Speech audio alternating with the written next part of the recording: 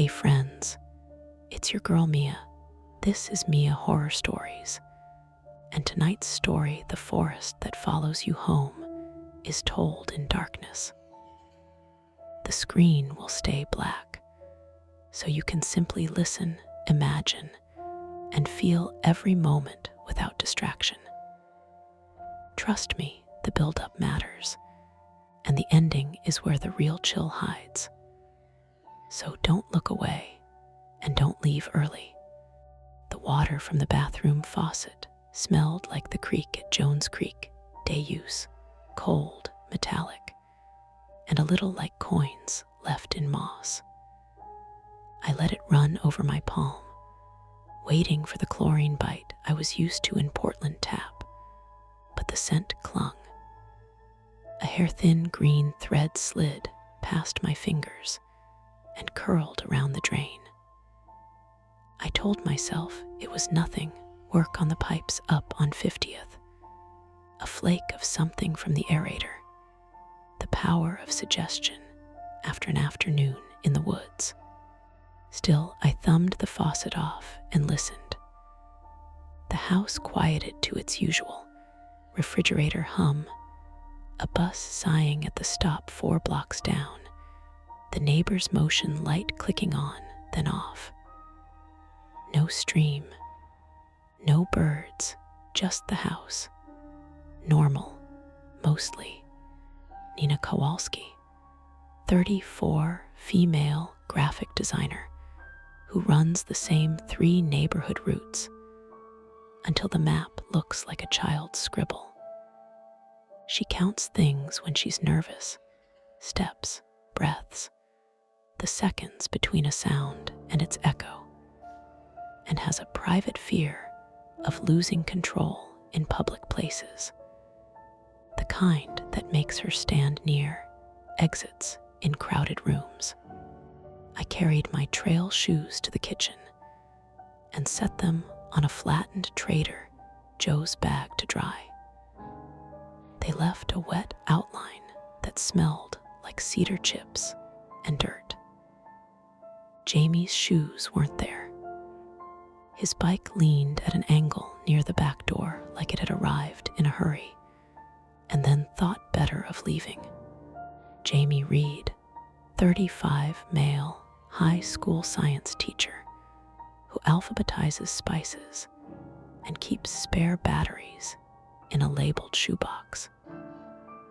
He loves lists, hates wasted motion, and is privately embarrassed by how much he wishes people would do things his way without being asked. "Hey," he called from the living room. The TV was on mute. A soccer match looping replays with the tinny roar turned to subtitles. "Did you clean the drain in the tub recently?" "Why?" I asked, already picturing that green thread winding itself into a real explanation, something we could joke about later. I walked in, still in my damp base layer, and he looked at me over the rim of his mug with that teacher's face, concern dressed as curiosity. "It's just the water smelled weird," he said, like we were back on the Wilson River, and there was grit. I didn't want to clog it, so I left it. "We probably tracked silt home," I said. "It'll settle." He nodded, but his eyes dipped to my hands. I was rubbing my thumb into my palm like I could erase the feeling of that thread. I flattened my hands on my thighs. There was still some light slipping in through the blinds, that Pacific Northwest evening that stretches and stretches and then drops off a cliff. The kitchen window showed the tight rectangle of our yard. Patchy grass, a compost bin with a lid that never quite sat right, the back fence where ivy was winning a quiet war against slats. A breeze pushed the drier leaves of the ivy and made a papery noise. I imagined the trail again, the way the hemlock fronds hang like curtains, the slippery log at mile 4, the sound of our laughter when Jamie went in ankle deep and pretended to drown. "Did you take the trash down to the curb?" I asked. He grimaced. "I forgot. I'll run it out now before it gets too late." "Check the alley light," I said. The last 2 nights, it had hiccuped between on and off like it couldn't decide if our stretch of S.E. Duke was worth the wattage. My brain does these little latches. Alley light flickering equals someone could lurk equals I don't go out back without checking equals I notice the world in a way that feels like a job I didn't apply for. He kissed my damp hair, grabbed the bag, and stepped into the yard. The back door closed with that familiar whump of imperfect weather stripping. Through the window, I watched him lift the bin lid, pause, and then angle his head like he was listening. He always listens before he moves. It's a teacher thing and a Jamie thing. Outside, the motion light didn't click on. Instead, somewhere beyond our fence, the uneasy rasp of a dragging sound. Not metal, something softer, like a branch against asphalt. It's the city. Branches fall. People move furniture at weird hours. Maybe it's Ruth's kids bringing in their gardening stuff. Ruth Doyle, 68, female, retired postal worker, who walks the block before dawn and after dinner, and has trained her terrier to roll over when she whispers, "Special delivery." She keeps a running list of license plates that park too close to her driveway, and trusts paper more than people's memories. Jamie turned toward the sound, and then toward me, a pantomime conversation through glass. "You hear that?" I shrugged and held my phone up like, "Want me to call someone?" He shook his head and mouthed, "It's fine," then lifted the bin and pulled it down the alley toward the curb. The dragging sound continued for a few seconds after he stopped, then stopped. I counted. 1 Mississippi, 2 Mississippi, 3 bus at the corner coughs to life. A gate clicks, footsteps on concrete. A laugh 2 houses over. The damp exhale of the evening settling. The kind of quiet that tells you everything is there. You just can't see it at once. I went back to the bathroom and twisted off the faucet cap. A pinch of grit, a smear of green I told myself was residue from my hands. The mirror fogged a little where the shower had run earlier in it. My face looked like I'd been rubbed out and redrawn. I rinsed the cap in a bowl and tipped it into the sink. The grit made a tiny scratchy sound that felt louder than it was. Back in the living room, Jamie had left the back door unlatched. He does that sometimes when he plans to go right back out. I slid the bolt because I don't like surprises. Control is a habit for me, not a strategy. On the coffee table, his lesson planner lay open to a week, mapped in neat boxes. Seed lab germination trays, Tuesday red. Field trip permission slips due, Wednesday. A single weed seed clung to the edge of the paper. I flicked it away, and it stuck to my finger like a burr. "Hey, Ruth," Jamie's voice from the alley. Friendly. The way he says her name like they're co-conspirators in a neighborhood that refuses to keep the same recycling rules 2 weeks in a row. I stepped to the window again. Ruth stood by the chain link where our alley meets her driveway, wearing the blue windbreaker she likes when it's almost rain. Her terrier, Pepper, sniffed the bin wheels like they were gossip. "You hear that dragging?" Ruth asked, voice raised just enough to carry. "Thought someone was moving a fallen limb." "Yeah," Jamie said. "Probably from the storm last week. I can check after I bring the compost back." "It's not storm wood," Ruth said. "It's green. You can smell it." She inhaled dramatically, and Pepper sneezed. I opened the door and stepped onto the back stoop. The air had that damp sawdust smell of a hardware store garden center.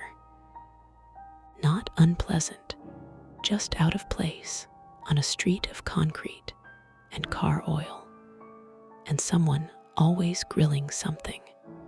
"I think it's the ivy," I said, pointing to the fence. "It's growing into the alley. The city's been on us to trim it." Ruth nodded like she'd made a note and would follow up with a letter in her precise, slanted handwriting. "The light's out again," she said. "City won't come until Monday, I bet." "We have headlamps somewhere," Jamie said. "Left over from Crater Lake." "That was 2 years ago," I said, "because I count things, and time is a thing." "Batteries are fresh," he said, not because he knew, but because that's how he talks the world into behaving. He set the compost back against the fence and patted Pepper's head. Pepper sneezed again and shook a paw. Something tapped from the side of the house. Once, twice. The kind of sound branches make when they find a new place to touch. Jamie tilted his head, and I felt that catch in my throat that isn't fear. Not exactly, more like attention waking up all at once. "I'll go look," Jamie said. "Ruth, are you going in?" "I'll watch," she said. "Pepper needs stimulation." Jamie laughed and went for the side gate, the one that sticks if you don't lift as you pull. It scraped an old groove in the dirt. I stayed by the back door. If I follow, I'm useful. If I stay, I can call if something isn't fine. Control is a habit. I could feel the damp through my socks from the stoop. I hate wet socks. He disappeared along the house, and I heard his shoes brush the ferns we planted and then neglected. Another tap. Then a pause. Then his voice. "Nina, did you bring the trekking pole in?" "No," I said. "I left them in the trunk." There was a clatter, then silence that wasn't empty, more like the pause when a song you know too well skips and you wait for your part. The motion light stayed off. The alley's darkness pooled. "What is it?" Ruth called. "It's probably nothing," Jamie said, which is what he says when he's narrating calm for other people. But our side gate was latched from the outside. By who? I didn't ask. The question felt like a match you don't strike unless you want the sulfur everywhere. Ruth made a small HMPH and shifted Pepper to her other hand. "I've got my phone if you want to," she started, but she didn't finish because we all heard it then. A soft rush like leaves dragged across drywall. Inside the wall, or on it. I watched a sliver of fern frond slide under the gap at the bottom of the gate and retreat as if breathing. Small and explainable. Wind, vines, a prank. All our brains lined up explanations like dominoes. Still, my fingers were already counting. 1, the headlamps in the hall closet top shelf. 2, the neighbor's porch camera that always catches raccoons. 3, the trail map app on my phone, still open to a breadcrumb path from the Wilson River Trail. 4, the bolt on the back door, smooth under my hand. Jamie looked back at me. We had that shared moment married people get, where the choice is a quick fork. Go inside and lock it all and pretend it's nothing. Or walk the side yard and the alley to the street and check every latch and fence and coil of hose until we could draw a line around the unknown and call it known. Headlamp or house, he asked. I picked up the shoebox with the batteries and felt its familiar weight. The alley was a little darker now. Jamie came back around the side of the house with the headlamp already strapped on, beam bouncing across the siding. The shoebox of batteries sat heavy in my hands. Ruth shifted from foot to foot, Pepper whining like he wanted to be anywhere else. It's not wind, Jamie said. The latch wasn't just closed, it was hooked. From the outside, someone did it. He said it low, steady teacher voice, the kind that calms kids when the fire alarm goes off in chemistry. But his eyes flicked to mine, quick, like punctuation. Could have been last week, I said. Could have been the meter guy. Could have been tonight, he cut in. Because I've been out there 100 times, and I know when something's off. Ruth made a noise in her throat, half agreement, half nerves. This alley, she said. We've had prowlers before. Kids. Men rummaging in recycling bins. Not violent, but looking. Jamie tightened the strap on his headlamp. I'll walk it. Make sure no one's hanging around. My stomach turned. Control is my drug, and this was the opposite. You're not going alone. I don't need backup, he said. It's 30 yards of asphalt. You don't go alone, I repeated. My voice was sharper than I meant, and Ruth gave me a side look like I'd just broken some unspoken neighborhood etiquette. Pepper barked once at the fence, ears flat. Jamie sighed. Fine, both of us, quick. Ruth, if you don't mind. I'll stay here, she said, already pulling her phone from her jacket. Pepper'll let me know if anything comes near. The gate creaked as Jamie lifted it clear of the groove and swung it open. The alley yawned dark, no light from the busted pole, just the ghost of street lamps at either end. It smelled faintly of gasoline and wet leaves. My socks clung cold to my arches. Stay close, Jamie said. Even though I was already so close, I could hear his breathing shift with each step. The beam of his headlamp cut a narrow tunnel. Fence, ivy, the backs of recycling bins, a coil of orange hose, all wet-edged and gleaming. 10 steps down, I heard it, not dragging this time. A hollow pop, like a branch cracking under weight. Jamie froze, beam jerking. Raccoon, he whispered. Could be, I echoed, but my mind ticked. 1, sound of a step, not a scurry. 2, the gate was hooked, not blown shut.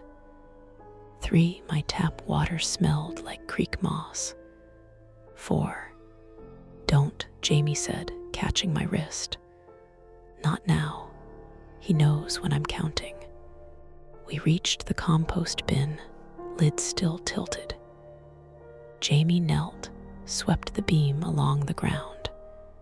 Fresh drag marks through the grit, lines curving toward the fence.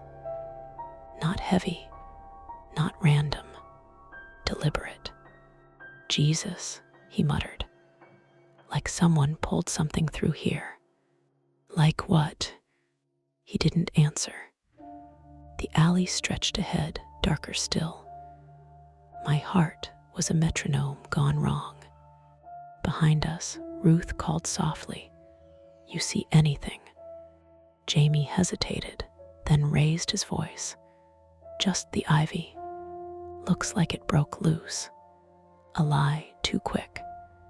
The beam swung, landed on something pale at the base of the fence. I leaned in. A shoelace, muddy, frayed at the end, not ours, not Ruth's. Wrong place, wrong angle, tied in a knot too tight for chance. Jamie pocketed it without a word. We reached the end of the alley. Street quiet except for the hum of a passing car. He turned us back fast. "Let's go in, now." Inside the yard, Ruth squinted at us. "Well, nothing," Jamie said. His jaw was tight. I didn't contradict him. Not yet. We stepped back into the kitchen. The hum of the refrigerator felt too loud. Jamie locked the bolt, double-checked it, then leaned his forehead against the door for a beat. "What did you take?" I asked. He looked up, fished the shoelace from his pocket, set it on the counter. It sat there, limp, as if waiting to prove something. "Kids," he said finally. "Could be from a kid's shoe. Could have blown here. Could have been someone latching our gate," I said. He rubbed his temple. "We're not jumping to." "Not jumping," I snapped. "Just saying what's in front of us." We stood there, tension snapping like static. Pepper barked once from outside, then stopped. Jamie broke first. "Power's the real problem. Lights out in the alley, motion sensors shot. That's what makes this possible. We need visibility. And until then," he glanced at his planner on the table, "we have to call it in. Report the outage. File a note about prowlers. Stay in. Wait." That word, wait, made my skin crawl. Waiting meant no control, just counting seconds, while something else decided the rhythm. The faucet dripped once, loud in the quiet. I turned, stared at it, half expecting green threads to coil out. Jamie followed my gaze. "Don't," he said again, softer this time. We didn't move. Ruth's voice floated faint through the door. "I'm heading in. You two be careful." The crunch of her shoes faded up the driveway. The house sealed down to just us. Our breath, the shoelace. Then my phone buzzed on the counter.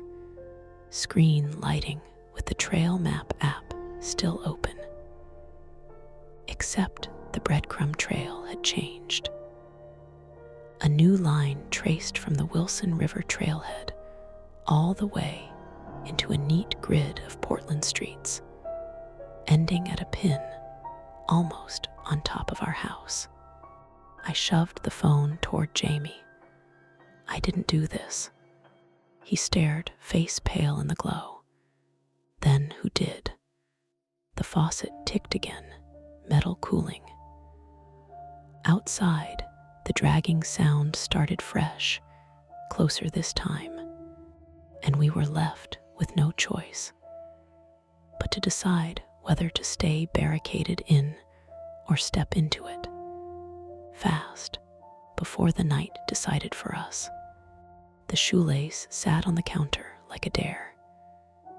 Jamie pressed both hands flat on either side of it, jaw tight.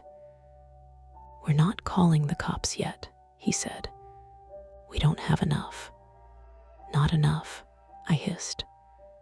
Our gate was hooked shut, and my phone is, I held it up, the breadcrumb trail glowing. "Do you think I faked this?" His eyes softened, then hardened again. "I think maybe the app glitched or cached some old GPS data. Happens all the time." The dragging noise outside thickened, closer now, like a wet broom across concrete. Pepper barked twice in the distance, then fell silent. "Fine," I said. "Then we do it your way. We get visibility." I grabbed the shoebox of batteries, shoved 2 into the headlamp, and flicked it on. The beam hit the ceiling like a lighthouse beam too close to shore. We sweep the perimeter. Then we decide. Jamie gave a small, reluctant nod.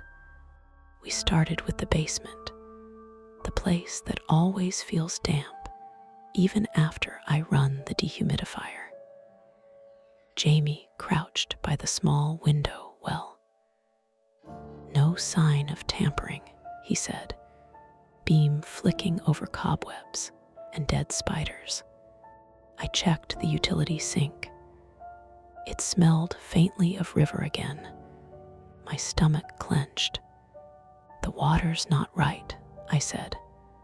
"Old pipes," Jamie muttered, though his hand lingered longer than it should have on the faucet. We moved room to room, living room, hallway, bedroom. Every lock double-checked, every blind tugged tight.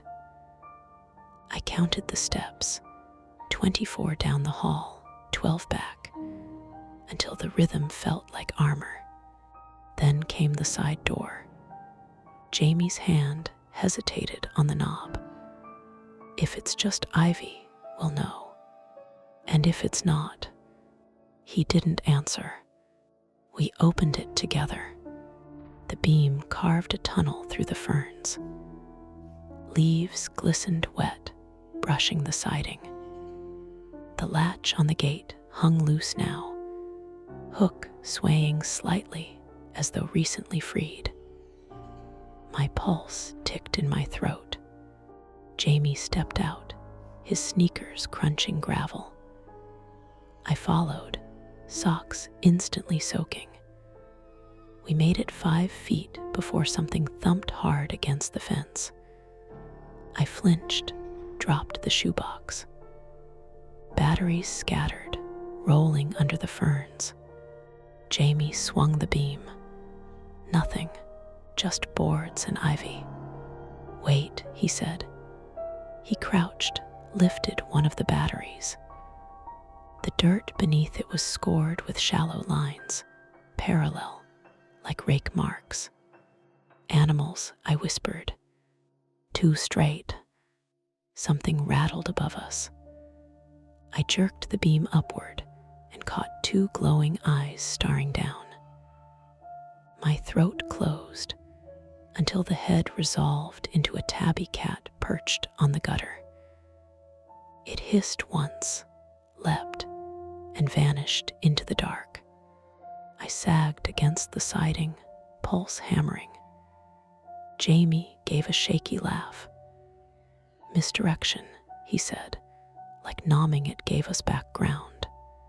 But then he pointed to the fence again. The ivy was torn in strips, shredded as if pulled down by hand. The drag marks from earlier aligned with the rips. Someone or something had been moving through.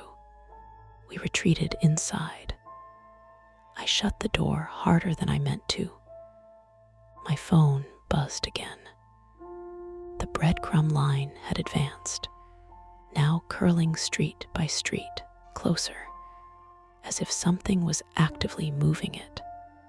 Jamie saw my face, grabbed the phone. We shut it off. He held the power button until the screen went black. No more. But the silence after felt worse, like turning off a smoke alarm without checking for fire. Next step, he said, we drive to Ruth's. Stay there till morning. I nodded, relief flooding, until I remembered. Your bike's blocking the car. He swore under his breath. The garage was a tight box of shadows. The single bulb flickered when I yanked the chain. His bike leaned against the bumper of my hatchback. We started dragging it aside when the garage door shuddered violently. Jesus, I gasped, stumbling back. Jamie's headlamp beam caught the bottom panel vibrating. Someone, or the wind, pressing from outside. He killed the lamp instantly, mouthing SHH. We waited, every muscle taut. The rattling stopped. He whispered, if it's someone, they know we're here. Then we don't open it, I said. He exhaled. We're boxed in, Nina. The bulb overhead hummed, then popped. Darkness swallowed us. I gripped his sleeve hard enough to leave marks. He fumbled for the wall switch, flicked it nothing. Fuse blown or cut. We abandoned the garage. Back inside, my control was fraying. I could taste metal on my tongue. Jamie pulled out his phone. I'm calling the outage line. At least get the alley light reported. He dialed, listened, jaw tightening. Wait times 40 minutes, he muttered. They've had multiple reports. So it's not just us. Relief sharp and quick. But his eyes stayed hard. No, which means we're not priority. My own phone, though powered off, buzzed in my pocket. I froze, pulled it out. The screen lit itself, trail map open, line blinking at our exact address. I dropped it. Jamie, it's not off. He stared, then stomped it once with his sneaker, glass cracking. The line still blinked. Something outside banged against the siding hard, twice. Ruth's voice carried faint from across the way. Everything all right. Jamie shouted back, we're fine. I wanted to scream that we weren't, but my throat was locked. He gripped my shoulders. We can't wait this out. We need to move. To where? He swallowed. Nearest lit street is Woodstock. 2 blocks. On foot, my stomach dropped. With whoever's. Point is, here's not safe.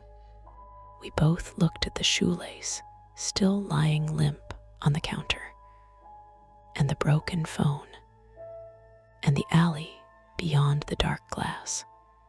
The choice was no longer between checking or retreating. Staying was no longer retreat. It was cornering ourselves. Jamie grabbed the headlamp, shoved it onto my forehead. Point of no return, he said. We go now. And I knew he was right. We left the house through the front door, not the alley. Jamie insisted, fewer blind corners. I carried the headlamp.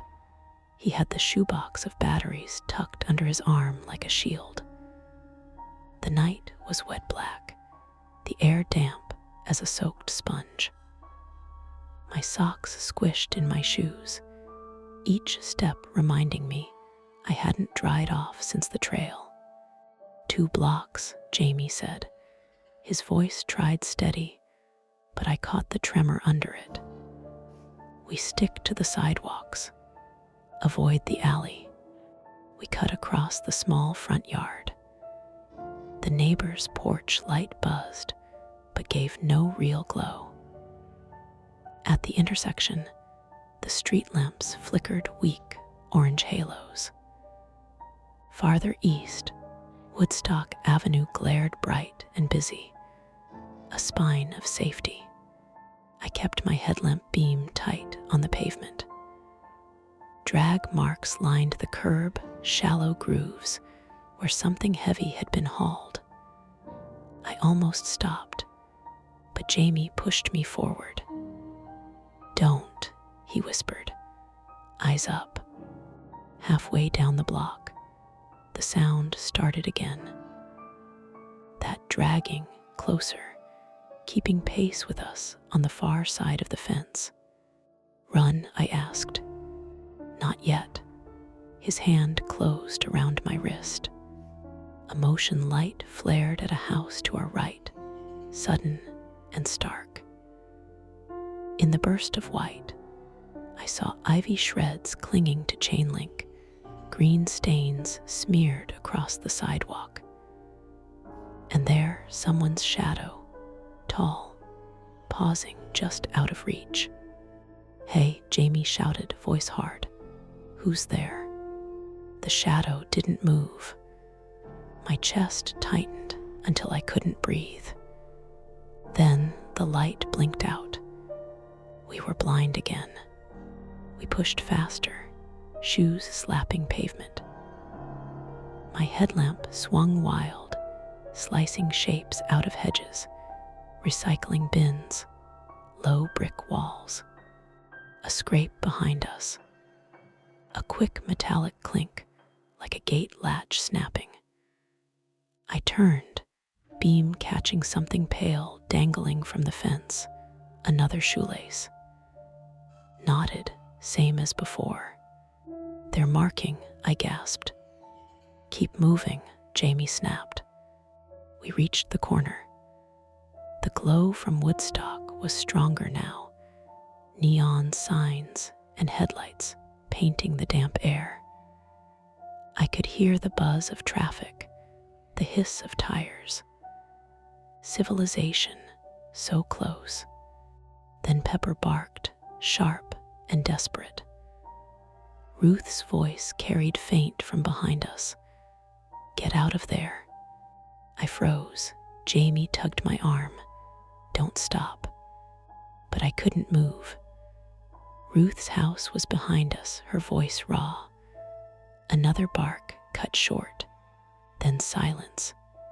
"Jamie," I whispered. He yanked harder. "We can't. Nina, we can't go back." The dragging started again, fast this time, rushing down the alley parallel to us. My stomach flipped. Whoever it was, whatever, it was cutting us off. We sprinted. The sidewalk dipped, cracked by tree roots, and I stumbled. My knee smacked pavement, pain flaring sharp and hot. "Up," Jamie barked, hauling me by the elbow. "Come on." I limped, each step a jolt, but adrenaline shoved me forward. The dragging grew louder, then stopped. I swung the beam left, nothing. Right, nothing. My breath sawed in my throat. "Don't look," Jamie said. But then the beam caught it. A figure crouched low at the mouth of the alley.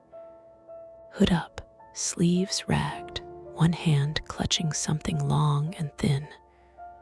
Not a weapon exactly. A trekking pole. My trekking pole. "Jesus Christ," I muttered. Jamie froze. The figure rose, slow, deliberate. The pole scraped concrete as it moved toward us. I raised the headlamp, blinding them in the beam. For a second, the face was visible mud streaks, hair matted, eyes wide like an animal. Not a ghost, not a monster. A man.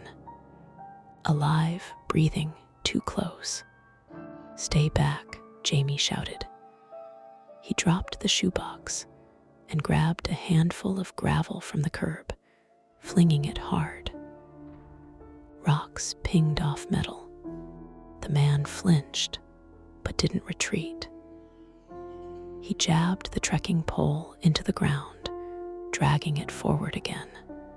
I felt my control snapping, thread by thread. "Jamie," I whispered. He followed us from the trail. The man's lips moved, cracked, voice a rasp. "Home," just that word. Then he lunged. Jamie shoved me aside.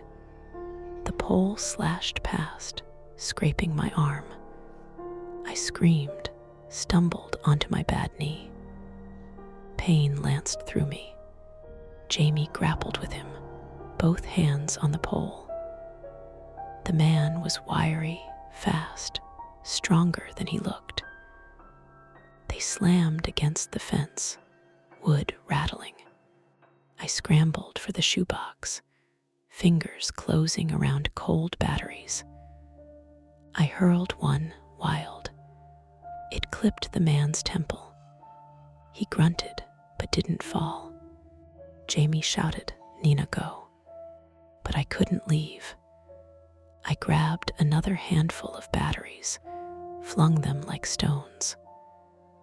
One hit the pole, another bounced off his shoulder. He turned toward me, eyes catching the beam.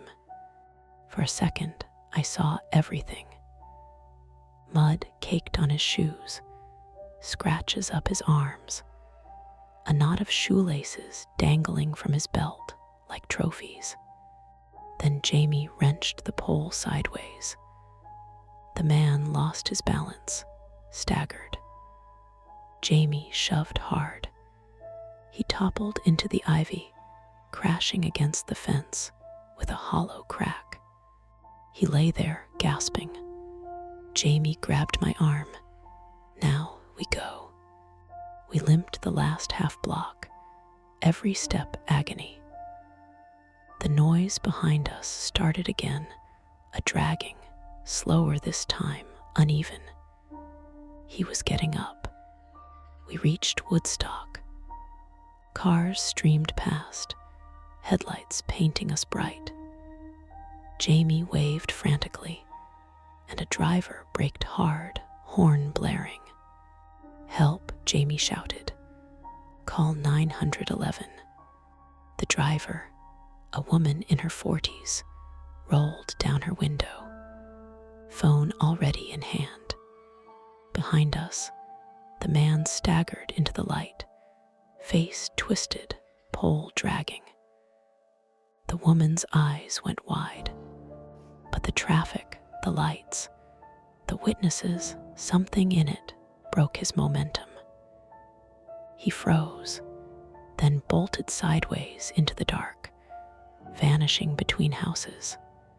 Police came 20 minutes later. Ruth was found shaken, but unhurt. Pepper had bitten through his leash and was hiding under her porch. They searched the alley, the yards, the ivy. They found shoelaces, dragged grooves, but not the man. At the curb, a paramedic wrapped my knee and the scrape on my arm. Jamie sat beside me, silent, hands still trembling.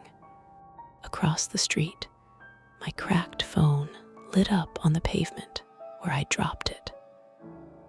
The breadcrumb line blinked once more, then disappeared. I stared until the screen went black. The ER waiting room at Providence smelled like antiseptic and overbrewed coffee. My knee was wrapped in a brace, the scrape on my arm flushed pink under gauze. A nurse had given me ibuprofen the size of horse pills, and now the ache sat heavy, dull, but insistent, a reminder every time I shifted. Jamie sat beside me, one hand gripping a styrofoam cup he hadn't touched. His knuckles were red, scabbed where gravel had dug in during the fight. He kept flexing his fingers like he wasn't sure they still worked. The officer, a woman about my age, hair pulled back tight, took notes in a thin black book. "You're saying you first noticed signs at your home.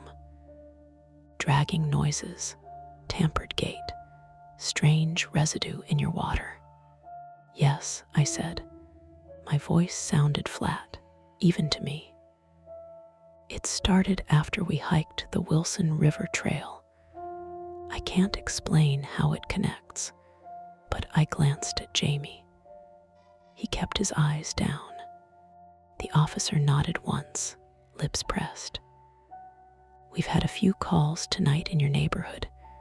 Prowlers, power outages, suspicious activity. It's not isolated." She closed the book. "We'll increase patrols. File your statements tonight. Follow up in the morning. For now, get some rest." Rest, the word sat sour. By the time we got home, dawn had smudged the sky gray.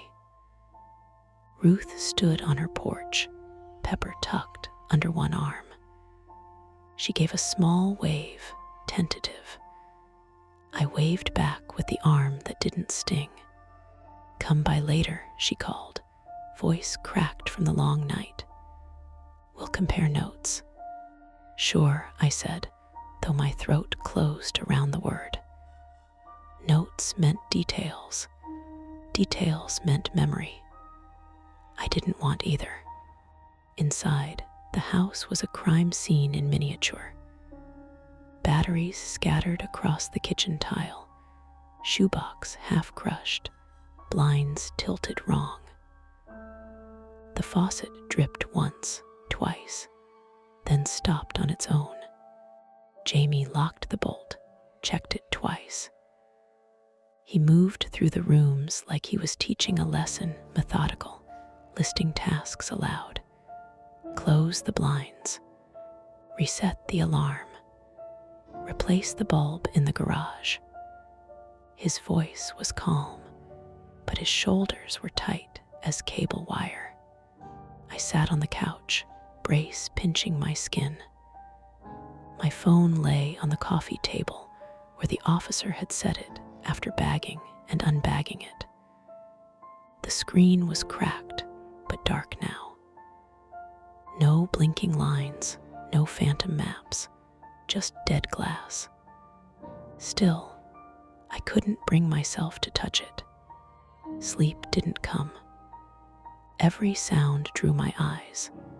The fridge hum, a car door slamming 3 blocks away, the faint scrape of ivy shifting against the fence. At noon, I gave up and limped into the kitchen. Jamie was already there, sorting through a pile of shoelaces from our closet. He untied each one, smoothing them flat, lining them up in pairs. "What are you doing?" I asked. His jaw tightened, making sure none are missing. I leaned against the counter, suddenly lightheaded. "And if they are?" He didn't answer. He kept lining them up precise, even like order could erase what we'd seen. That evening, Ruth came by with a notepad.